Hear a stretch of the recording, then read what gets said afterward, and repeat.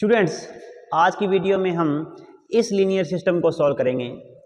पीछे वाली वीडियो में आपने देखा था या लेक्चर में आपने देखा था कि आपके पास एक्स वाई जेड तीन वेरिएबल्स थे, तो आपके पास इक्वेशंस भी कितनी थी? तीन थी। यहाँ पर आप देखोगे वेरिएबल तो एक्स वाई जेड तीन है, लेकिन इक्वेशंस हमारे पास सिर्फ दो ही है। हम देखते हैं कि इनके सॉल्यूशन कैसे आते हैं। पीछे वाले लेक्चर में हमने देखे थे कि जो लीनियर सिस्टम है उसके जो सॉल्यूशन है वो यूनिक आ रहे थे, यानी अद्वितीय हल हमारे पास आ रहा था। क्यों? क्योंकि तीन वेरिएबल थे और तीन इक्वेशंस थी, उस वजह से ये ऐसा हो रहा था। लेकिन यहाँ पर हम देखेंगे कि वेरिएबल्स तो अपने पास तीन है, लेकिन इक्वेशंस कितनी है? सिर्फ दो है। तो उसी हम सिस्टम को फॉलो करेंगे, मैट्रिक्स सिस्टम से हम इसको सॉल्व करेंगे। तो सबसे पहले क्या करते हैं, एक मैट्रिक्स बना लेते हैं। ठीक है, इसको मैट्रिक्स में कन्वर्ट करेंगे हम, तो क्या लिख देंगे? 1 - 2 3, 1 - 2 3, 2 5 6, 2 5 6। यहाँ पर आ जाएगा हमारे पास एक्स वाई। ठीक है, और ये हो जाएगी राइट हैंड साइड अपने पास क्या है? 0 0 है, मतलब ये होमोजीनियस लीनियर सिस्टम है। ये दोनों क्या है? 0 है, ये होमोजीनियस लीनियर सिस्टम है। तो सबसे पहले हम देखेंगे कि हमें क्या करना है। अब यहाँ पर देखोगे आप कि डायगोनल आपको नहीं मिलेगा, क्योंकि मैट्रिक्स है वो स्क्वायर मैट्रिक्स नहीं बनी है अपनी ये। अगर ये मैट्रिक्स 3 × 3 में बनती तो ये स्क्वायर मैट्रिक्स होती, तब आप डायगोनल की बात करते हो। तो यहाँ पर अपना जो विकर्ण का काम करेगा वो ये काम करेगा। तो हमें क्या करनी है, इसे एक्लन फॉर्म में चेंज करनी है पहले। तो एक्लन फॉर्म में चेंज करने के लिए क्या करेंगे, ये वाला जो चीज़ है इसको हम क्या करेंगे? 0 बनाएंगे। क्या बनाएंगे? 0 बनाएंगे। तो ये होगी अपनी रो R1 और ये होगी अपनी रो R2। ठीक है, तो इसको 0 बनाने के लिए क्या कौन सा ऑपरेशन लगाना पड़ेगा हमें? R2 - 2R1। ठीक है, तो इसमें से इसका अगर 2 गुना घटाएं तो ये 0 हो जाएगी। तो ये अपने पास हो जाएगा, देखो इस रो को हम ऐसे ही लिख देंगे 1 - 2 3, इसको ऐसे ही लिख दिया। इसको हम लिख देंगे एक्स वाई, सेम ऐसे ही लिख देंगे। ठीक है, इस रो में से ये एलिमेंट है, पहले वाला ऐसे ही आ जाएगा 0। इसमें से इसका 2 गुना घटा रहे हैं तो ये हो गया 0।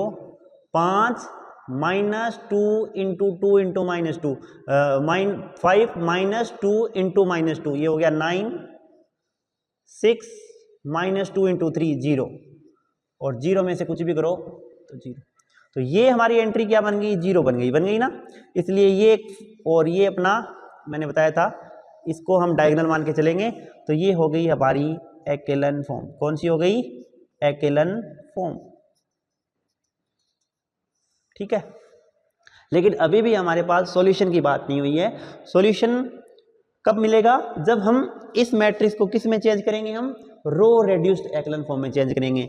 तो हमें क्या करना पड़ेगा? इस एंट्री को हमें 1 बनाना पड़ेगा। तो इसको 1 बनाने के लिए क्या करना पड़ेगा? R2 को हमें डिवाइड करना पड़ेगा 9 से। ठीक है, तो क्या हो जाएगा? देखो ध्यान से, ये 1 - 2 3 ऐसे ही रहेगा।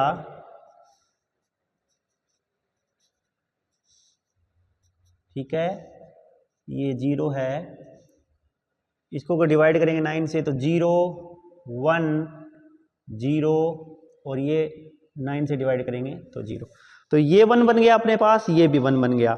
इस 1 के नीचे 0 है और इस 1 के हमें ऊपर 0 बनाना पड़ेगा रो रेड्यूस्ड एक्लन फॉर्म में चेंज करने के लिए। इसको 0 बनाने का क्या तरीका है? इसमें जोड़ेंगे इसका 2 गुना। ठीक है, तो क्या देखें, कौन सा ऑपरेशन लगाएं? हम लगाएंगे R1 में R1 + 2 × R2। तो क्या हो जाएगा हमारे पास? देखो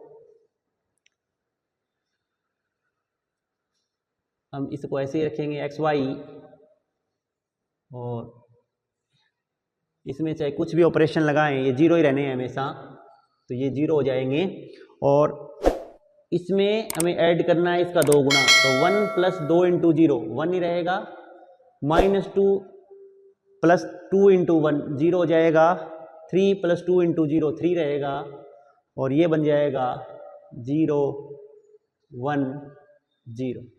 अब देखोगे ध्यान से, ये हमारे पास 1 है, इसके नीचे 0 है, ये हमारे पास 1 है, इसके ऊपर 0 है। ये बन गई हमारे पास रो रेड्यूस्ड एक्लन फॉर्म, कौन सी, रो रेड्यूस्ड एक्लन फॉर्म। अब हमारे पास ये रो रेड्यूस्ड एक्लन फॉर्म है, ये हमें क्या देगी, अपने सॉल्यूशन देगी। और वो सॉल्यूशन किस तरीके से देगी कि यहाँ से बन जाएगा 1 into x plus 0 into y, ठीक है। सॉरी सॉरी सॉरी एक चीज़ रह गई, ओहो यहाँ पर मैं जेड वेरिएबल लिखना भूल गया, सॉरी ध्यान से, एक्स वाई इस जेड वेरिएबल याद नहीं रहा मुझे, ठीक है। तो ये हो जाएगा एक्स वाई जेड, ठीक है। तो हमारे यहाँ पास सॉल्यूशन कैसे मिलेगा, 1 into x plus 0 into y plus 3 into z. तो ये हो जाएगा x plus 3z equal to 0, y equal to 0। तो यहाँ से देखोगे आप कि दो ही इक्वेशन मिली है हमारे पास, ठीक है, तीसरी इक्वेशन हमें नहीं मिली है। तो सॉल्यूशन क्या आ जाएगा, y इक्वल टू तो 0 आ जाएगा, लेकिन x इक्वल टू क्या हो जाएगा, -3z। तो अपना सॉल्यूशन क्या हो जाएगा, अब z जो है वो क्या रहेगा, फ्री रहेगा, जिसे बोलते हैं हम फ्री वेरिएबल। क्या बोलते हैं, फ्री वेरिएबल। क्यों, क्योंकि z की वैल्यू कुछ भी ले लो आप, उस हिसाब से x की वैल्यू आ जाएगी। जैसे z की वैल्यू 0 ली हमने, तो x equal to 0, y equal to 0, z equal to 0, solution हो जाएगा। अगर हमने z की वैल्यू 1 ली तो हमारे पास सॉल्यूशन क्या हो जाएगा, x equal to -3, y equal to 0 और z इक्वल टू 1। फिर z इक्वल टू 2 लिया तो सॉल्यूशन क्या हो जाएगा, x equal to -6, y equal to 0, z equal to 2। इस हिसाब से हमारे पास क्या मिलेंगे, अनंत सॉल्यूशन मिलेंगे। क्या मिलेंगे, अनंत। तो इसका मतलब सॉल्यूशन क्या आ जाएगा, x इक्वल टू तो आ जाएगा -3k, y इक्वल टू आ जाएगा 0 और z इक्वल टू आ जाएगा k। और k क्या होगा, अपना रियल नंबर। क्या होगा, कोई भी रियल नंबर। तो ये हमारा क्या आ जाएगा, सॉल्यूशन आ जाएगा। और हम बोलेंगे यहाँ पर तो हमारे पास कितने हल हैं, अनंत हल हैं, infinite number of solution, infinite number of solutions. यानी इस लीनियर सिस्टम के क्या हैं, अनंत हल विद्यमान है। ऐसे नहीं कह सकते हम इसके यूनिक सॉल्यूशन है। क्यों, क्योंकि हमारे पास एक वेरिएबल है वो फ्री रह गया है, यानी उसकी हमें वैल्यू मिल नहीं रही है, वो अपने आप में फ्री है, वो कुछ भी वैल्यू ले सकता है। तो ऐसे सॉल्यूशन, ऐसे जो सिस्टम है उसके कितने हल विद्यमान होते हैं, उनके अनंत हल विद्यमान होते हैं।